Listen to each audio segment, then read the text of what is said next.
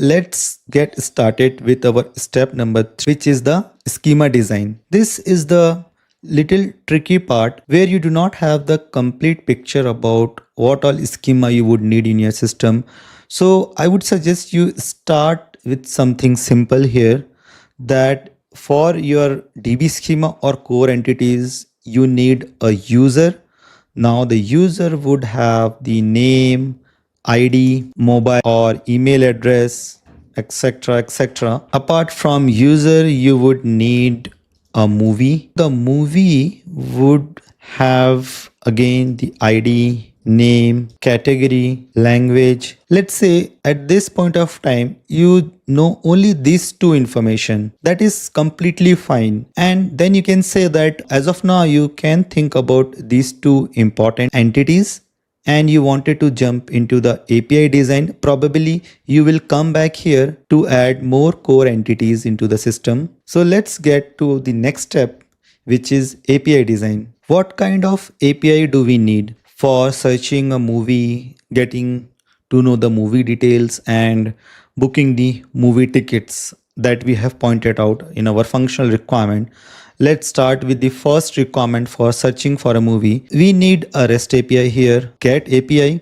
So start with the right format for the REST API. So get REST API. For the search functionality, we have a search criteria. Let's say the name of the movie, which would be in this format. And we also need a language which user is providing as part of the search criteria, and there could be a many more optional fields here. This is the REST API for the search. It would have a response. The response would be the list of movies, and it would look like movie, which is an of movies. Each element in the array would have the details about the movie like ID, name. So this we should be able to clearly explain. Now again, it depends which direction interviewer is looking for you to get into the detail. You may skip this and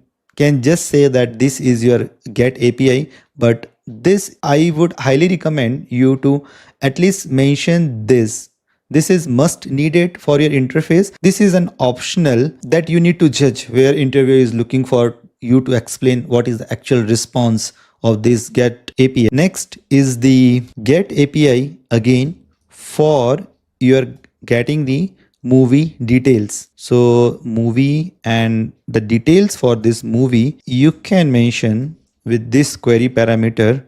This would be your get API for getting the movie details. The response here would be the detail of the movie, and the actual JSON here would look like as part of the movie. This would be actually like this, and each of these field will have the detail about the movie, and it would have a further few more metadata which is not there as part of the search functionality, where it will have a minimal information, and here it will have the this API will have the detailed information for that specific movie. Okay, let me make some space here so that I can talk about our third requirement. We have satisfied the first requirement for the search for getting the movie details. Now the third requirement is for a book ticket.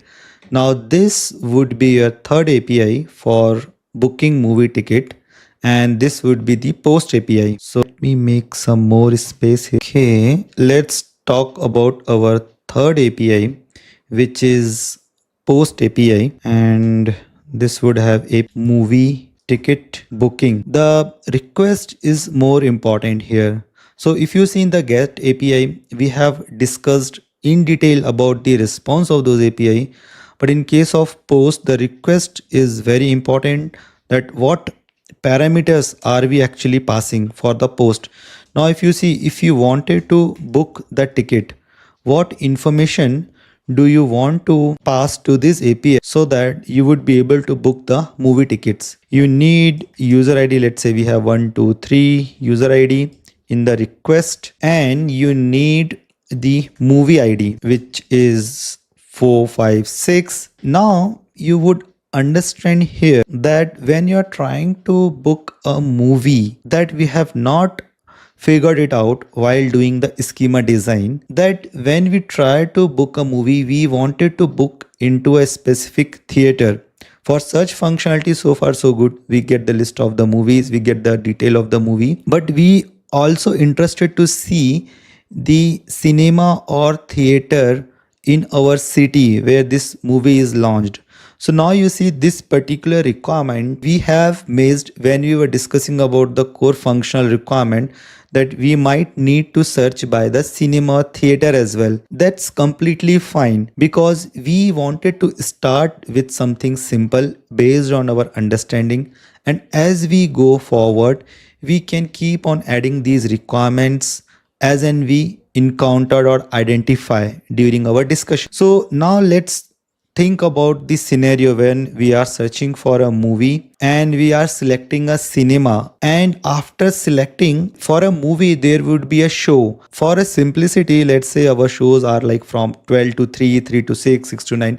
There are 3 and 4 shows are there per day. User can select particular show. So movie theater will have the list of seats, and in the theater any movie would be launched. So when user would search, get the list of movies, user will select a particular show, and that particular show will have the theater ID and how many seats are there in that particular show. Now in the theater the seats are having a limited inventory. For example, in particular theater the first row contains the 10 seats for the row number A, and if multiple users are trying to book the same seat, we need to have these data exist into our database into the representational format, as in for a particular day, let's say for tomorrow we have so and so theater where there are these many seats are there, and let's say there are 10 seats are there for a show between 12 to 3, 10 seats are there for 3 to 6. Now user can book 5 seats on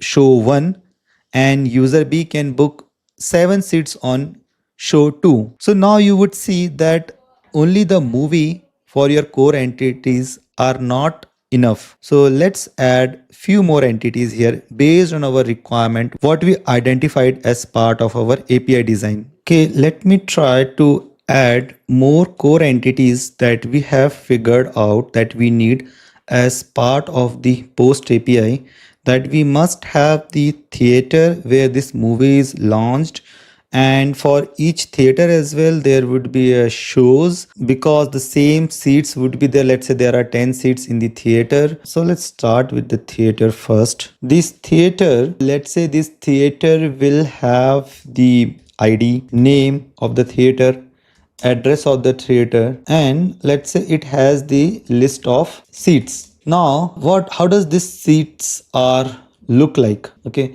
so let's have this seat also as one entity. How does this seat looks like? Seat would have multiple rows, and the rows will be numbered as A, B, C, D, and there will be a column. This is the list of seats in a particular row that could be mentioned as 1, 2, 3 to 9 or 10. Like if we have a 10 seats per row and let's say we have these many rows. So this is our seat table and this is our theater table.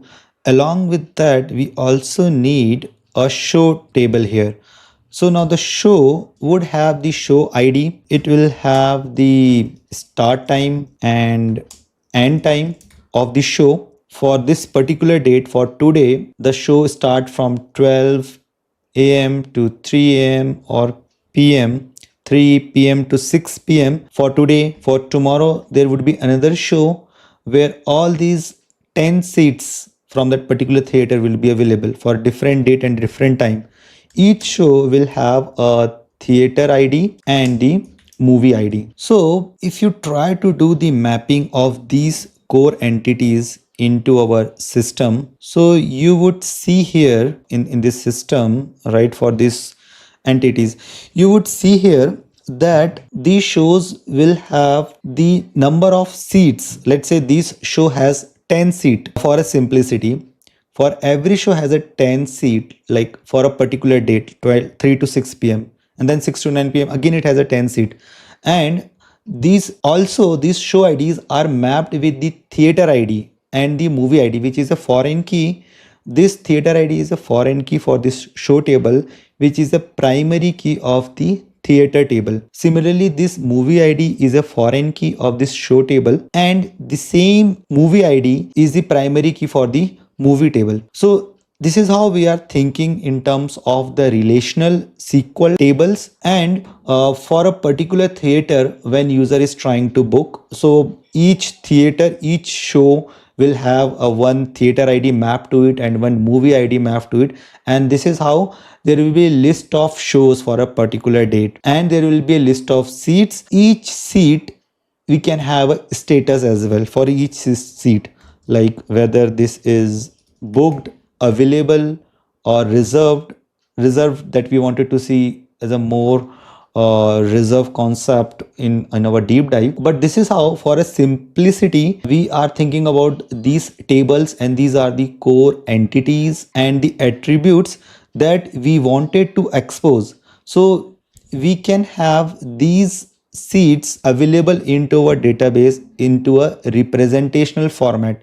Let's say for next 3 days, if we are allowing to book a seat or book a ticket for a particular movie, so we can run a batch job overnight which can create the records in our database. So let's say for today's date, right, it creates these many records based on the seats, available seat for a particular theater.